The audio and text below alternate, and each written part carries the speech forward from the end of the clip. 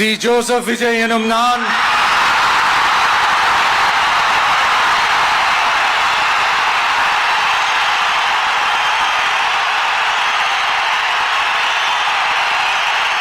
சட்டப்படி அமைக்கப்பெற்ற இந்திய அரசியல் அமைப்பின்பால் உண்மையான நம்பிக்கையும் மாறா பற்றும் கொண்டிருப்பேன் என்றும் இந்திய நாட்டின் ஒப்பில்லாத முழு முதல் ஆட்சியையும் ஒருமையையும் நிலை நிறுத்துவேன் என்றும் தமிழ்நாட்டு அரசின் முதலமைச்சராக உண்மையாகவும் உளச்சான்றின்படியும் என் கடமைகளை நிறைவேற்றுவேன் என்றும்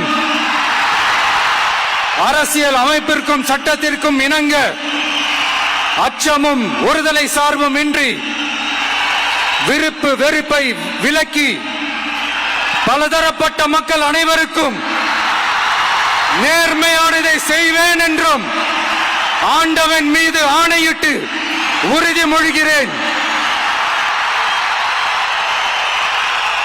சி. ஜோசப் விஜய் எனும் நான்